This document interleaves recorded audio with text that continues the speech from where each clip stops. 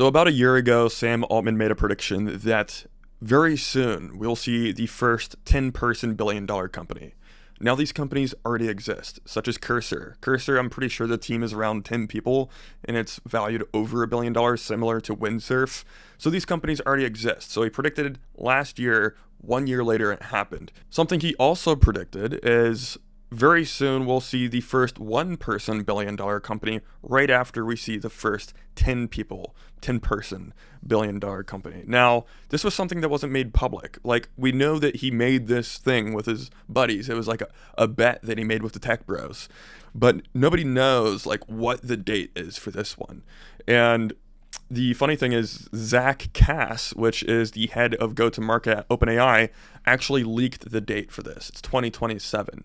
2027 is the year that Sam Altman predicts we'll see the first one-person billion-dollar company. I don't know about you, but that leads me to believe that company is already being built today. And if one single person now has the leverage to build something that is that grand, that if we have that much leverage as individual humans, what does that really mean? Like, we're all just humans at the end of the day. It's not like that one person is so much better than any one of us, right? And if we all have that much leverage, what does it really come down to? What are the skills that allow that person to be able to do such a thing? Because the cool thing about this technology of AI is it's not that it is taking skills away from you. It's not that it's taking agency away from you. It's just making you extremely good at all skills. Like, I'm not a software engineer by trade. I didn't go to college to learn software engineering, but I am building software. That is insane, right? Now, anybody can do those types of things across a variety of domains. It's not that it replaces your labor, it makes you skilled at all labor. So if we have humans that are having enough leverage to build one-person billion-dollar companies, what are the skills that we should be building to also have some grasp of that value for ourselves? So one of the things that I think is very prevalent and very important moving through this accelerating time frame as AI gets better and the opportunities and options in front of us become more and more abundant, it's going to be very, very important to have frameworks to decide what are the things that I shouldn't do.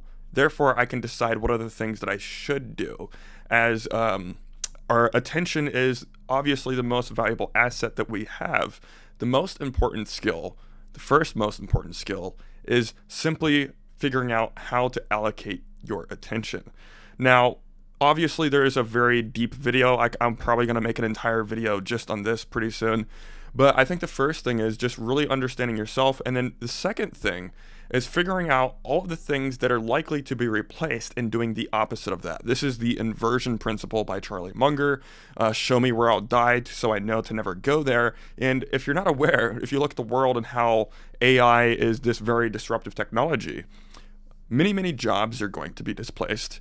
Also, one thing that many people aren't talking about is many companies will also be displaced. Kind of like the internet disrupted many companies, AI is going to also disrupt many companies. Everybody's talking about the labor market, but it's more than just the labor market. Entire companies, mostly service-based businesses online, are going to be replaced fundamentally with this technology that is a better service mechanism than the human. So over time, it is more and more important to figure out how should you be allocating your attention. Show me where I'll die so I know to never go there. And if you can use the inversion principle and find all of the things that you shouldn't do, it becomes very easy to figure out what you should do. And that is the entire game right now. 90% of people are running in a jungle. They don't know where they're going. They're looking for civilization, but the jungle is so dense, and they're just running in one direction because that's where everybody is running. They're just looking at the herd. They're looking at the crowd. Everybody is running that way blindly because everybody's like, let's build AI automations and stuff like that, or let's sell info products, let's do consulting, let's be an online coach, let's do all of these different things. They're all just running in the same direction, while the smart people are climbing to the top saying, okay, if I go that way I die, if I go that way I die, if I go that way I die. Let's make a list of those things, check them off, and then say, okay, it's better if I go in that direction because I know at least I'm not going to die. So that's a easy way to figure out how should I allocate my attention to be directionally correct in optimize my position in the future while everybody else is running off a cliff, which is pretty obvious right now, if you ask me. So that's number one. Number two is vibe coding. Now, vibe coding, I know it's super hot. It seems like a fad. It seems a little overrated. I actually think vibe coding I do think one day we'll be beyond vibe coding because AI is something that keeps accelerating. One day, we'll be completely beyond vibe coding, kind of like you don't hear about prompt engineering that much anymore. I still think prompt engineering is a thing, but whenever AI first came out, everything was about prompt engineering. Now everything's about vibe coding. And then very soon it'll be like vibe engineering itself, like physical world atoms and stuff. But for now, vibe coding is a skill, and I think it will always be a skill. And really the skill of vibe coding is like having good taste, understanding how these systems work, and figuring out what are the limits of the tools. And vibe coding is really just that, having the ability to articulate something into existence. Vibe coding is the first form of engineering, just by thinking, just with vibes, just with taste, just with understanding what you want to bring into reality, having a vision and pulling it into the present. That is the first form of what AI is truly helping humanity do, and it will be beyond that very soon. But it's a very good place for you to hunker down, grow your roots, and accelerate with the technology. So first is understanding where to go as far as your decision-making frameworks. Figure out what opportunity vehicle is even good for me to pursue as a business model. And then vibe coding with that business model, that opportunity vehicle, just makes you so much more powerful. If you look at Naval Ravikant's hierarchy of leverage, I think there's like capital at the bottom, then it's human capital, then it's code, and then it's media. Then it's media, then it's code, or something like that. I don't remember the exact thing. I'll put it up on the screen. But automation has infinite leverage. There is infinite demand for automation. If you understand how to vibe code, and you understand how these systems work, and you understand what are the limits of the tools, and you work just outside of those limits, you're building just outside of those limits, you have theoretically indefinite leverage. You are so much more competitive in any space that you're in. And I don't think it's actually enough just to be a marketing guy anymore, or just to be a tech guy, or just to be an automation guy. You have to be the marketing guy who understands just enough about computer science to be able to build automations from first principles. And it's not that it's hard to do that anymore. Nowadays, you can just be a marketing guy and say, wow, it would be really nice if I had this tool that made things this much easier. And you just speak it into existence using natural language, just by speaking English. That is something we all have now, and it's only going to become easier to do. Now, another reason I think vibe coding is such an important skill is because if you look at the service industry, there's like software as a service, and then there's human labor as a service, where human labor as a service, you're selling your actual skills, whether you're a media buyer, a marketer, or a developer, whatever you are, you're selling your skills as a service. The software as a service is you're selling automation as a service. These two, in the age of AI, are converging to agentic software as a service, to where if you look at what Mark Zuckerberg is doing with Meta, and the advertising platform at Meta, he is turning the advertising campaign platform into a marketing agency in a box, where it creates the ad creative, it creates the ad copy, and then it constantly optimizes in real time, just like it already does with the ad placements. Now, instead of just the ad placements, it's going to generate creatives live dynamically. It's going to generate copy live dynamically and do the placements live dynamically. Now, all you really need is a dynamic landing page, a dynamic email list, and that is pretty much your entire company. Your entire marketing agency has been eaten, and these products are being built today. So we're going from software as a service and human labor as a service to agentic software as a service, and that is the final version of the online service industry. It's not that an automation agency is going to be its own standalone thing where a human is implementing automation. No, you're going to have a software as a service platform like Zapier that has an intelligent agentic system, and then that's going to be the thing that automates your business for the future.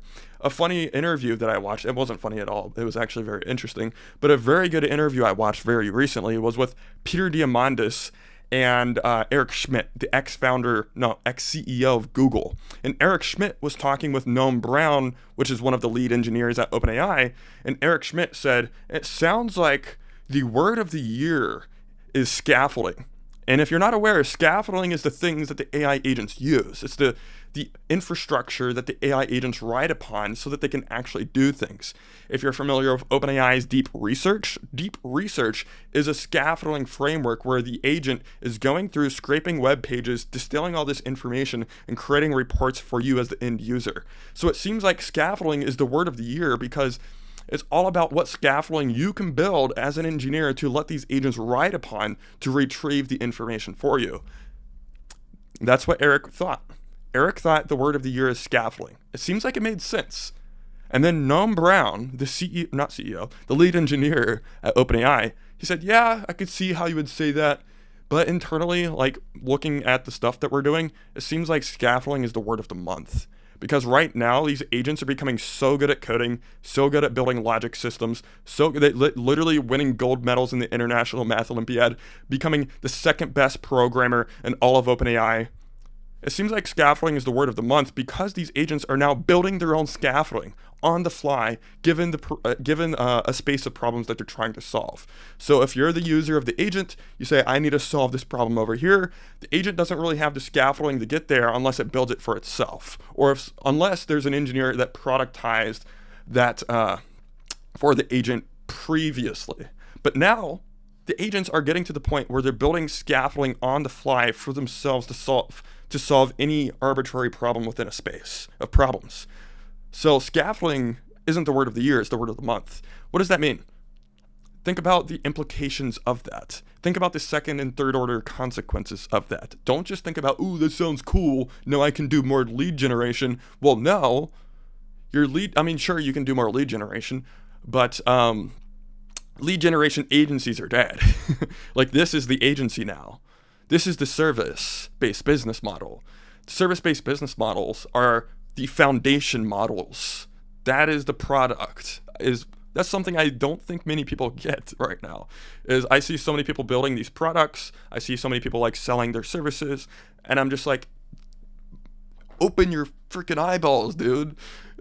You're going to go to ChatGPT, you're going to go to Google Gemini, and you know what it's going to do? It's going to build the scaffolding on the fly for the problem that you're trying to solve.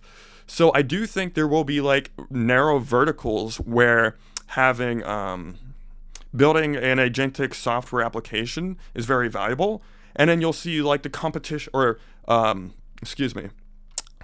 category kings of those niches. Like, we're going to see a bunch of different category kings. Maybe you have like 100 different niches, and then everybody else that's trying to build agentic software right now, AI agent software, AI software, they're going to get shit on. And actually, Sam Altman made a tweet today. He says, we're entering the cheap fashion or something. I don't know the exact framing. He said, we're entering the cheap fashion version of software right now. And it's like, yeah, we're entering like the whatever those fucking companies are from China that you always see on like different social media platforms, like Shein or whatever the fuck it is, or what's the other one? The orange one, Temu, whatever the hell. Like, we're going towards the Temu of software right now, where that's going to be the paradigm. And guess what? Your margins are going to be razor thin. It's not a good idea to build one. It's very painful. So that's happening right now. Okay, now that I've got that out of the way, before I like keep crushing anybody's dreams of building the next software company, because you're probably not going to. That's number one. Number two, now on to number three. So again, number one is decision making. Number two is vibe coding. Number three is long form content. Now, this is how you can actually build value for the software that you're building. It's not that you're just going to build a viral software app without a unique form of distribution. Right now, everybody's focused on a very, everybody's trying to build the consumer fitness app for a bunch of consumers without having any unique distribution. They think they're just going to build an app that has some AI integrated into it. They're going to do some TikTok ads, or maybe they have some UGC creators pump it up or whatever, and they don't have any branding around it. Or maybe they're going to do like a different type of AI app, but there's no branding around it. Long form content makes it so that you can have pricing power. The brand allows you to have pricing power. If you have the long form content, if you are a creator in a niche that you enjoy, you have pricing power because you have a brand. People will choose your product and pay a premium because you are the owner, because you have a personal brand. That is how this psychological mechanism works. They know, like, and trust you whenever you have a long form content personal brand, which, by the way, that's why I'm making a YouTube channel. I have 2 of them, actually. You can click on the other one in the description below. But you have to, if you want to build software and you want to make money doing it, nowadays you have to have a personal brand, a community, a vision, and something bigger. You have to have the members of your platform, the users, feel like they're not just using some arbitrary platform or arbitrary app. They have to be a part of something bigger. They need to be a part of a brand. They need to be a part of a vision, or they need to be feeling like they're a part of a community. They need to feel like they're a part of something, and whenever they buy into your product, they're buying into that. That's how you can charge premium prices, because very soon we're going to see massive price wars in software. Massive price wars in software. And unless you have so much money to like run your own models and build your own compute clusters, you're just not going to be able to compete, because OpenAI is going to eat your lunch, Google is going to eat your lunch, and then the category winners of the potential 100 categories that we just discussed, they're all going to eat your lunch unless you have a personal brand and people choose your product over theirs just because they know, like, and trust you as an individual. So you have to have long form content, personal brand. If you do short form content on Instagram, that's cool. If you do short form content on TikTok, that's cool. But nobody really gets to know, like, or trust you. Imagine if you watch a Joe Rogan podcast where you see these people talk for an hour or 2 hours, and then you watch a 2-second, 30-second clip on TikTok. How many TikTok clips equal the reciprocity that you build with that 2-hour-long podcast? Maybe 1,000. Maybe you have to watch the entire 1,000 clips that person has ever posted just for you to have somewhat of a feeling of how that person is. What is their personality? What kind of person are they? Do I actually feel any connection at all with this person? Do I know, like, and trust this person? So I cannot stress enough, if you want to have a reasonable pricing package, you do need to have a form of long-form content. And I think that's just kind of the name of the game anymore. And actually, Balaji made an interesting tweet on this. I think it was yesterday. He says, every startup now needs a founding creator, someone who speaks for the product before it ships.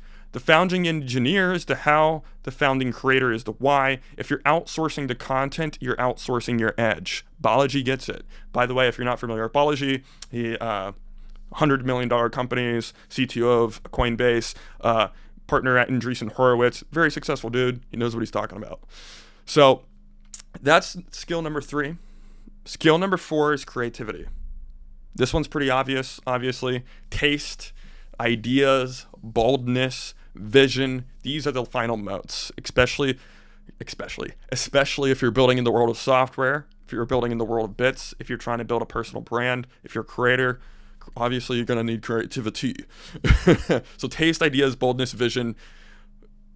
Don't self-censor. Be your fucking self. Like, that's the one thing. Cancel culture is over. You can say stupid shit now, and people will get mad at you, but that's a good thing, right?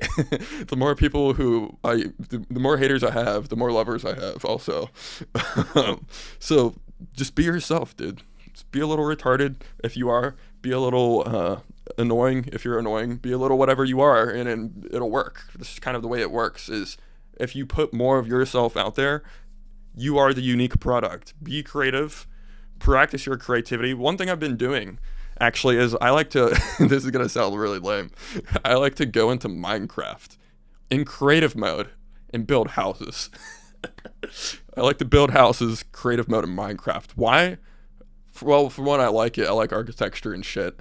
But I don't know. It's just fucking lights something up in me because my creative juice is flowing, and I just sit there and I'll look at my creative or my house in Minecraft for like an hour, and I'm working on one wall, and I'm trying to figure out what texture I want to use or what color I want to use or whatever. And I'm looking at one wall for like 2 hours. I'm like, fuck.